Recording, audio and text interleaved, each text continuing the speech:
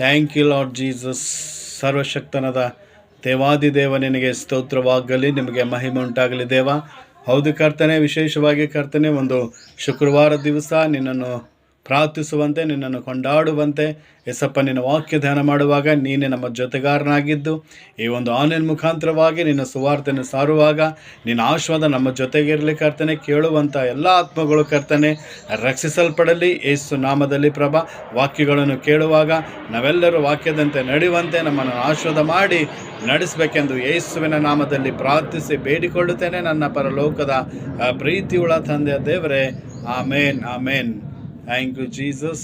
Price the Lord. ಕರ್ತನಲ್ಲಿ ಎಲ್ಲ ಪ್ರೀತಿಯ ದೇವರ ಮಕ್ಕಳೇ, ಈ ಒಂದು ಶುಕ್ರವಾರ ದಿವಸ ತೆರಿಗೆ ಆನ್ಲೈನ್ ಮುಖಾಂತರವಾಗಿ ಆತನ ಸುವಾರ್ತೆಯನ್ನು ಸಾರುವಂತೆ ದೇವರು ಕೊಟ್ಟಂಥ ಎಲ್ಲ ಒಂದು ಸುವರ್ಣ ಅವಕಾಶಕ್ಕಾಗಿ ನನ್ನ ದೇವರಿಗೆ ಸ್ತೋತ್ರ ಸಲ್ಲಿಸ್ತೇನೆ. Hallelujah, praise the Lord. ಕರ್ತನಲ್ಲಿ ಪ್ರೀತಿಯ ದೇವರ ಮಕ್ಕಳೇ, ಇವತ್ತು ದೇವರು ನಮಗೆ ಕೊಟ್ಟಂಥ ವಾಗ್ದಾನ ವಚನ ಮಾರ್ಕನು ಬರೆದ ಸುವಾರ್ತೆ 3ನೇ ಅಧ್ಯಾಯದಲ್ಲಿ ನಾವು ನೋಡುವರಾಗಿರುತ್ತೇವೆ. The book of Mark chapter 3. ಇಲ್ಲಿ ದೇವರ ವಾಕ್ಯ ನಮಗೆ ಬೋಧಿಸುತ್ತದೆ, ಆತನು ಅವನಿಗೆ ನಿನ್ನ ಕೈ ಚಾಚು ಎಂದು ಹೇಳಿದಾಗ ಆತನು ಚಾಚಲು ಆತನಿಗೆ ಸ್ವಸ್ಥವಾಯಿತು ಎಂಬುದಾಗಿ. ಹಲ್ಲೆಲೂಯಾ.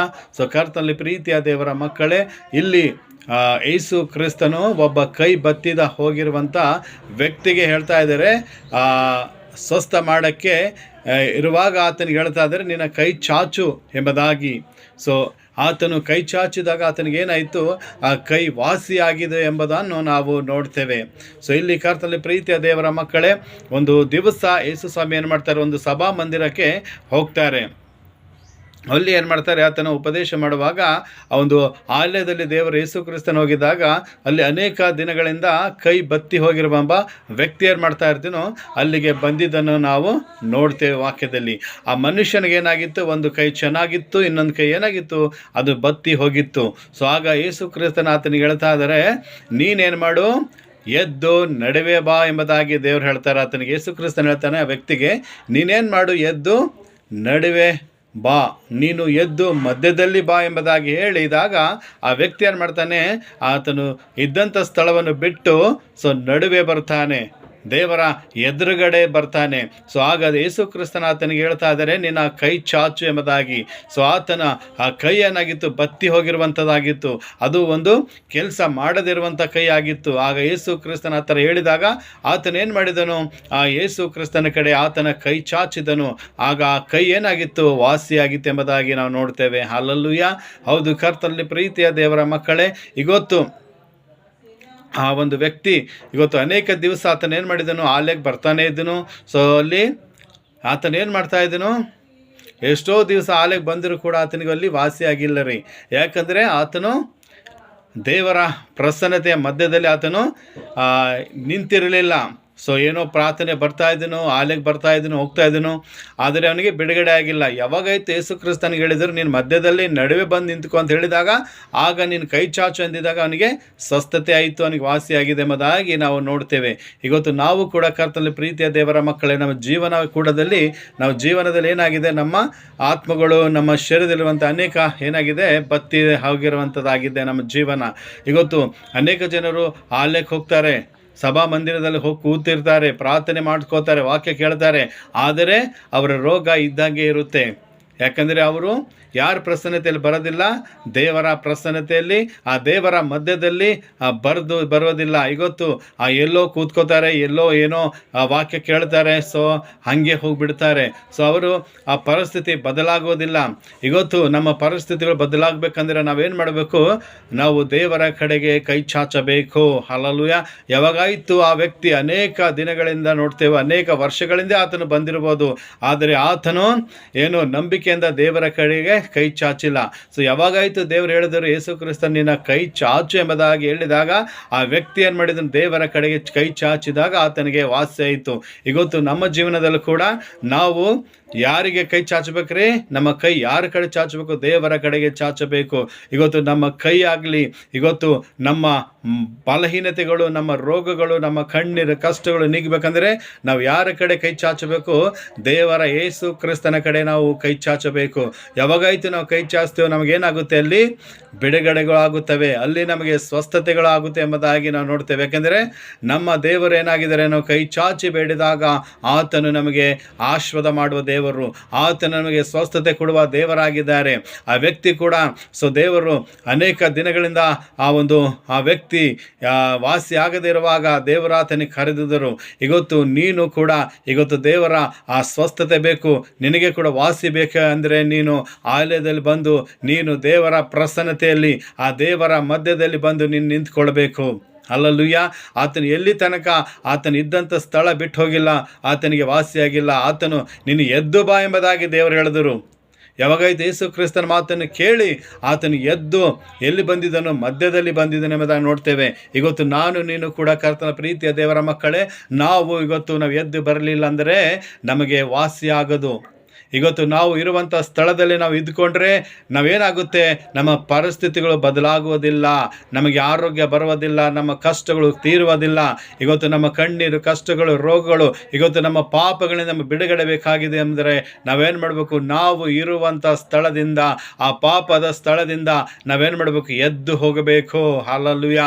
ಯಾವ ವ್ಯಕ್ತಿ ಯಾವಾಗಾಯ್ತು ಯೇಸು ಕ್ರಿಸ್ತನು ಹೇಳಿದಾಗ ನೀನು ಎದ್ದು ಬಾ ಎಂಬುದಾಗಿ ಹೇಳಿದಾಗ ಆ ವ್ಯಕ್ತಿ ಕೈ ಬತ್ತಿ ಹೋಗಿರುವಂತನು ಎದ್ದು ಬಂದಿದಾಗ, ಯೇಸು ಕ್ರಿಸ್ತನ ಎದುರುಗಡೆ ನಿಂತಿದಾಗ ಆ ಯೇಸು ಕ್ರಿಸ್ತನು ಹೇಳಿದರು, ನಿನ್ನ ಕೈ ಚಾಚು ಎಂಬುದಾಗಿ.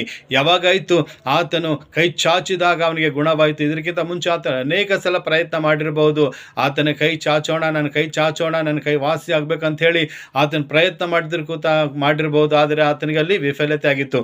ಯಾವಾಗಾಯ್ತು ಯೇಸು ಕ್ರಿಸ್ತನು ಹೇಳಿದಾಗ ಆ ಕೈಗಳೇನಾಯಿತು? ಬಲ ಬಂತ್ರಿ. ಆ ಕೈಗಳಲ್ಲಿ ಆ ಶಕ್ತಿ ಬಂತು. ಬತ್ತಿರುವ ಕೈ ಆ ಒಂದು ಸ್ವಸ್ಥತೆ ಆಯ್ತು ರೀ. ಅದರಲ್ಲಿ ಆ ರಕ್ತ, ಮಾಂಸ, ಮೂಳೆಗಳು, ನರಗಳು ಬಲ ಹೊಂದಿ ಆ ಕೈ ಏನಾಗಿತ್ತು? ಬಲವಾಗಿ, ಸ್ಟ್ರಾಂಗ್ ಆಗಿ ಆತನ ದೇವರ ಕಡೆಗೆ ಚಾಚು ಎಂಬುದಾಗಿ ಹೇಳಿದಾಗ ಯೇಸು ಕ್ರಿಸ್ತನು ಹೇಳಿದ ಮಾತಿನ ಮೇಲೆ ನಂಬಿಕೆ ಇಟ್ಟು ಆತನು ಚಾಚಿದಾಗ ಅವನಿಗೆ ಸ್ವಸ್ಥತೆ ಆಯಿತು. ಇವತ್ತು ನಮ್ಮ ಜೀವನದಲ್ಲೂ ಕೂಡ ಕರ್ತನ ಪ್ರೀತಿಯ ದೇವರ ಮಕ್ಕಳು, ಇವತ್ತು ನಿಮ್ಮ ಜೀವನದಲ್ಲಿ ಕೂಡ ವಾಸಿ ಆಗ್ಬೇಕಂದ್ರೆ, ನಮ್ಮ ರೋಗಗಳು ಬಿಡುಗಡೆ ಆಗಬೇಕು, ನಮ್ಮ ಪರಿಸ್ಥಿತಿಗೆ ಬದಲಾಗಬೇಕಂದ್ರೆ ನಾವು ಏನು ಮಾಡಬೇಕು? ದೇವರ ಆಲಯಕ್ಕೆ ಹೋದಾಗ ದೇವರ ಆ ಪ್ರಸನ್ನತೆಯಲ್ಲಿ ದೇವರ ನಡುವಣ ಬಂದು ನಾವು ನಿಲ್ಲಬೇಕ್ರಿ. ನಾವು ಎದ್ದು ಬರಬೇಕ್ರಿ ಆ ಸ್ಥಳದಿಂದ, ನಮಗಿರುವಂಥ ಪಾಪದಿಂದ.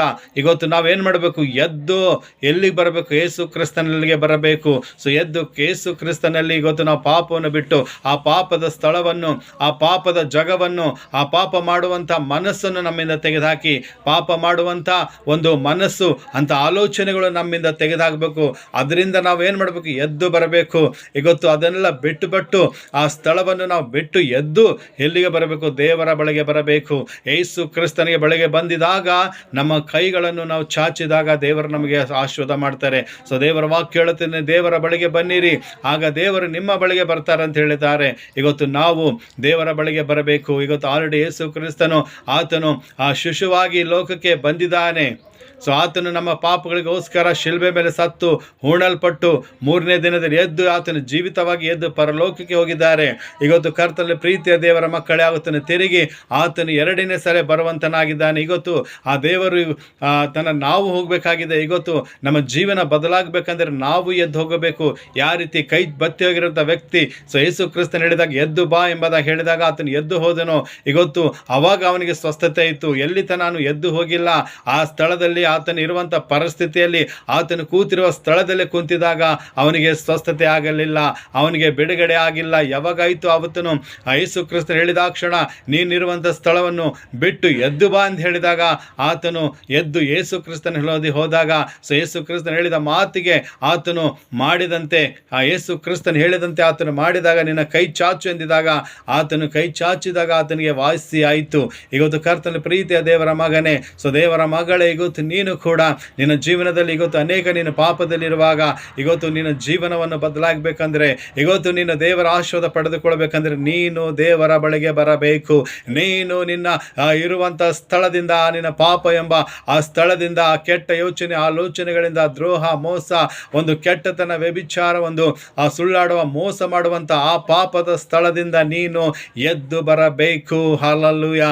ನೀನು ಎಲ್ಲಿ ಬರಬೇಕು? ಎದ್ದು ಆ ಯೇಸು ಕ್ರಿಸ್ತನಿಗೆ ಹತ್ರ ನೀನು ಎದ್ದು ಬರಬೇಕು.